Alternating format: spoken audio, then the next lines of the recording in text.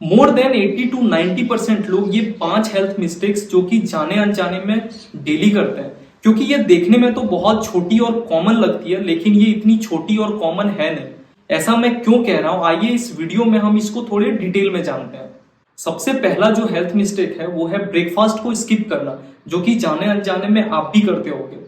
बहुत सारी स्टडी में तो ये कहा जाता है कि उठते के साथ 30 मिनट के अंदर कुछ ना कुछ खा लेना चाहिए। आइए हम समझते हैं कि ब्रेकफास्ट को स्किप करने से जो सबसे मेजर प्रॉब्लम हमारे बॉडी में होता है वो क्या होता है। देखिए, जब भी आप ब्रेकफास्ट स्किप करते हो तो आपके बॉडी में जो ब्लड शुगर लेवल है वो घट जाता है, और उसके घटने से आपका मेटाबॉलिज्म कम हो जाता है। मेटाबॉलिज्म वही प्रोसेस है कि जब भी आप खाना खाते हो तो आपके बॉडी में जो भी कैलोरीज इनटेक होती है उसको बर्न करके एनर्जी में कन्वर्ट करना। तो जब भी आपके बॉडी में मेटाबॉलिज्म कम हो जाती है तो आपको प्रॉपर एनर्जी नहीं मिलती है, और जब भी आप ब्रेकफास्ट स्किप करते हो आपके बॉडी में जो ग्लूकोज लेवल है वो भी घट जाती है, जिससे कि आप फोकस सही से नहीं कर पाते हो, जो कि आपके मेमोरी को भी अफेक्ट करता है और जो कि आपके डिसीजन मेकिंग को भी अफेक्ट करता है, क्योंकि आप प्रॉपर तरीके से कंसंट्रेट भी नहीं कर पाते हो। जो हमारा दूसरा हेल्थ मिस्टेक है, जो कि अगेन जाने अनजाने में आप भी करते होंगे, हम सारे लोग करते हैं, not drinking enough amount of water. अब बहुत सारे लोगों को लगता है कि यार कितना वाटर को हम प्रॉपर माने कि उतना एनफ है हमारे बॉडी के लिए। अगर आप एडल्ट मेल हो तो आपकी बॉडी की जो रिक्वायरमेंट है वाटर की वो 3.5 लीटर से लेके 4 लीटर तक है डेली, और अगर आप फीमेल एडल्ट हो तो आपके बॉडी की जो रिक्वायरमेंट है, जो एक बेसिक रिक्वायरमेंट है वाटर की, वो है 2.5 लीटर से लेके 3 लीटर तक। अब ये ऐसा फिक्स नहीं है कि इतनी वाटर आपको पीनी चाहिए। अगर आप किसी ऐसे जगह पे रहते हो जो जहाँ की वेदर थोड़ी हॉट होती है तो उस पर आपको एक्स्ट्रा पानी पीनी पड़ेगी। अगर आप एक एथलीट हो, अगर आप ब्रेस्ट फीडिंग, अगर आप प्रेग्नेंट हो, तो ये सब सारी फैक्टर्स पे ये जो वाटर का इंटेक है वो डिपेंड करता है। बट ऑन एवरेज आप समझ लो कि 3.5 से 4 लीटर एक इंसान को तो पीना ही चाहिए डेली। देखिए, एक बहुत फेमस कोट है कि dehydration is a silent killer. मतलब डिहाइड्रेशन जब भी आपकी बॉडी में होती है तो आपको लगता है कि बस हमें प्यास लगी है, आपको बस प्यास नहीं लगी होती है, उसके साथ ही साथ आपकी बॉडी में बहुत कुछ हो रहा होता है और आपको पता भी नहीं चलता है। जब भी आप डिहाइड्रेटेड रहते हो तो आपको हेडेक होती है, आपको फटीग फील होती है, आपका जो डाइजेशन है वो पुअर होगा, और इवन आपकी जो स्किन होगी वो भी बैड, यानी सिंपल टर्म्स में आप कह सकते हो कि प्री मैच्योर एजिंग जिसको बोलते हैं। अगर आप प्रॉपर अमाउंट में या कोई भी इंडिविजुअल प्रॉपर अमाउंट में पानी नहीं पीता है तो उसकी जो स्किन टोन होगी वो भी बहुत अच्छी नहीं होती। तभी आप एक चीज सुने भी होंगे, बहुत सारे लोगों का ऐसा कहना होता है कि अगर आपको स्किन टोन अच्छा चाहिए, अगर आपको फेस में ग्लो चाहिए, तो आपको पानी प्रॉपर तरीके से पीना होगा। डिहाइड्रेशन की वजह से ब्रेन में जो ऑक्सीजन का सप्लाई होता है वो कहीं ना कहीं अफेक्ट होता है और कम हो जाता है, जिसके वजह से आपको हेडेक और डिजीनेस हमेशा फील होगा। तीसरा जो हेल्थ मिस्टेक है, जो जाने अनजाने में आप भी कर रहे होंगे और हम सारे लोग करते हैं because of our nature of work mostly, अगर आप ज्यादातर देर तक स्टिल बैठे रहते हो तो इससे भी हमारे हेल्थ को बहुत ज्यादा नुकसान पहुंचता है, डायरेक्ट वे में या इनडायरेक्ट वे में आप बोल लो। जैसे कि back pain, slow metabolism, again जिसकी मैं बात कर रहा था स्किपिंग ब्रेकफास्ट की वजह से, heart disease risk, increase in risk of depression and anxiety. Less movement means less oxygen and blood flow to the brain. जब भी आपकी बॉडी कम मूव करती है तो आपके ब्रेन में जो ऑक्सीजन की फ्लो होती है वो कहीं ना कहीं कम होती है थोड़ी, और जिस वजह से आपको थोड़ी टायर्ड फील होती है, स्ट्रेस फील होती है, थोड़े आप मूडी फील करते हो।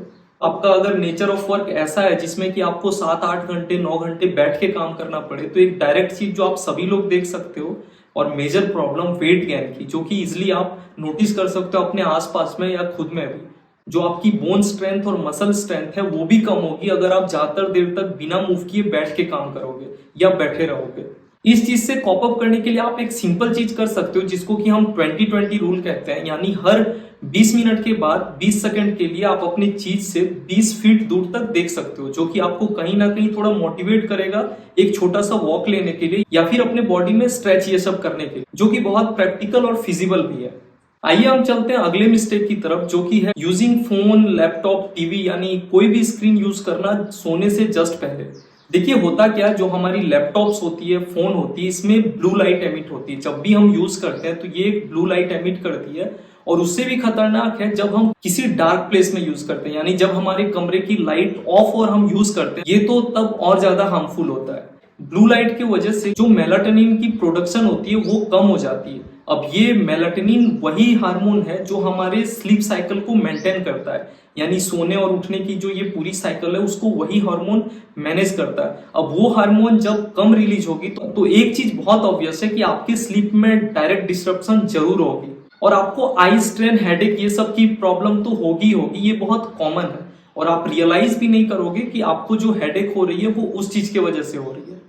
देखिए होता क्या है कि सोने से पहले जब भी आपके माइंड में 1000 तरह की इंफॉर्मेशन एंटर करेगी, वो चाहे सोशल न्यूज हो, वो चाहे आपके ऑफिस के मेल्स हो, मैसेजेस हो, कोई सोशल न्यूज हो या कोई भी ऐसे छोटी बड़ी न्यूज हो, तो आपके माइंड को उस चीज को प्रोसेस करने में भी टाइम लगता है। और जब आप सोते हो और उतनी इंफॉर्मेशन को लेके तुरंत सोने जाओगे तो वो चीज उतनी छोटी चीज है नहीं। इस चीज को अवॉइड करने के लिए आप क्या कर सकते हो कि जब भी रात को आप फोन या लैपटॉप यूज करो तो आप उसमें नाइट मोड का यूज कर सकते हो।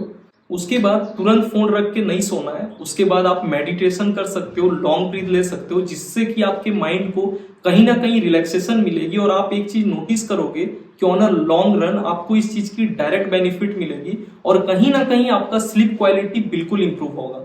जो पांचवा हेल्थ मिस्टेक है वो तो वाकई बहुत बड़ी है। देखिए इंडिया ऐसी कंट्री है जहां अगर आप मेंटल हेल्थ की बात करो तो लोग आपको डायरेक्ट पागल समझेंगे, लोग बोलेंगे कि क्या बक रहा है, क्योंकि मेंटल हेल्थ और स्ट्रेस ऐसी चीज है जो कि हम डायरेक्टली इग्नोर करते हैं। मैं बहुत सारे लोगों में ये खुद ऑब्जर्व किया हूं कि उनको लगता है कि मेंटल हेल्थ नाम की कोई चीज होती ही नहीं है। अगर आपके पैर में चोट लग गई, आपके हाथ में चोट लग गई, आपके सर पे चोट लग गई, यानी अगर फिजिकली आपको कोई प्रॉब्लम हुई, फिजिकल हेल्थ में कोई डैमेज हुई, तो उनको लगता है कि वही सिर्फ एक हेल्थ प्रॉब्लम है। लेकिन ऐसा नहीं है। मेंटल हेल्थ की जो सिग्निफिकेंस है और मेंटल हेल्थ को अगर आप इग्नोर करते हो तो उसकी भी उतनी ही रोल रहती है हमारे ह्यूमन बॉडी में जितनी कि हमारे फिजिकल हेल्थ की होती है, और इन दोनों का अपना अपना सिग्निफिकेंस होता है। तो आप बिल्कुल ये चीज नहीं कह सकते कि मेंटल हेल्थ छोटी चीज है और फिजिकल हेल्थ बहुत बड़ी चीज है। अगर आप ऐसा कहते हो तो कहीं ना कहीं आप गलत हो।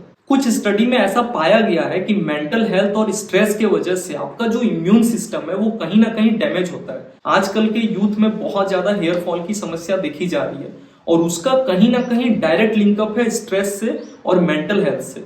आप किसी भी डर्मेटोलॉजिस्ट के पास जाओ और उनको आप बोलो कि मेरा हेयर फॉल बहुत ज्यादा हो रहा है, तो हो ना हो पहले 2-3 क्वेश्चन नहीं वो जरूर आपसे पूछेंगे कि आप जॉब क्या करते हो, आपका नेचर ऑफ वर्क क्या है, और कहीं ना कहीं वो आपसे ये भी पूछेंगे कि आपकी जो जॉब है वो कैसी है, वहां पे स्ट्रेस लेवल क्या होता है। अगर कोई भी इंडिविजुअल लॉन्ग टर्म के लिए मेंटल हेल्थ को इग्नोर करता है, अपने स्ट्रेस को इग्नोर करता है, तो इससे उनके हार्ट डिजीज में भी प्रॉब्लम देखी जाती है और कहीं ना कहीं हार्ट डिजीज भी डायरेक्ट लिंकअप है इस चीज से। जब भी लॉन्ग रन में आप बहुत स्ट्रेस में रहोगे या आपका मेंटल हेल्थ बिल्कुल सही नहीं रहेगा तो उसके वजह से आपके बॉडी में कॉर्टिसोल की जो अमाउंट है वो कहीं ना कहीं बढ़ जाएगी। कॉर्टिसोल वही हार्मोन होती है जिसको कि हम स्ट्रेस हार्मोन भी बोलते हैं, जिसके वजह से आपको बहुत स्ट्रेस फील होती है और आप कहीं ना कहीं सही से किसी भी चीज में कंसंट्रेट नहीं कर पाते हो। उस चीज की वजह से आपका ब्लड प्रेशर भी इंक्रीज होगा, जिस वजह से आपका हार्ट रेट इंक्रीज होना, आपके बॉडी में कोलेस्ट्रॉल की लेवल बढ़ जाएगी और इन चीजों के वजह से कहीं ना कहीं हार्ट रिलेटेड आपको issues on a long run हो सकती है। अगर आपको हमारा कंटेंट पसंद आ रहा है तो आप लाइक कर सकते हो, सब्सक्राइब कर सकते हो। कोई भी सजेशन या कोई भी अप डाउन आप इस वीडियो को देख के फील करते हो तो आप जरूर कमेंट करो। Most welcome.